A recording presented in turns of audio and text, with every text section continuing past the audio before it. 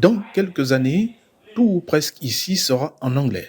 C'est l'ambition affichée par les autorités gabonaises en instaurant l'enseignement obligatoire de la langue de Shakespeare à l'école.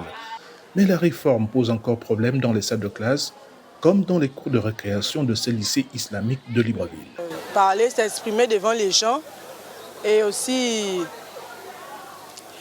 étudier les textes qui sont un peu compliqués normalement pour certains d'entre nous. Je ne pense pas aussi que d'autres aussi s'en sortent en fait.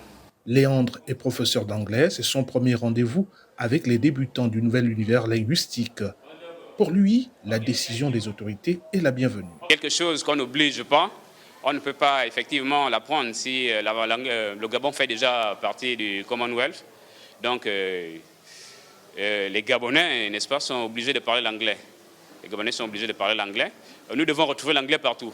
Faire de l'anglais, la deuxième langue du pays en dehors du français, le rêve n'est pas nouveau. Il est même vieux d'une dizaine d'années.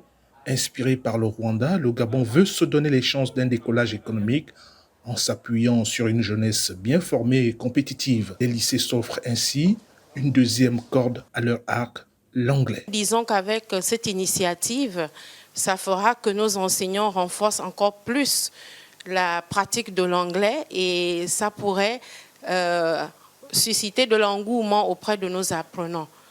Au moins, cette initiative pour nous, nous pensons que ça fera une belle ouverture pour nos apprenants à l'extérieur. La capacité d'apprentissage des langues étrangères n'étant pas innée dans le pays, le gouvernement espère qu'elle sera le résultat de longues heures de cours, en classe ou, au besoin, hors des franchises scolaires.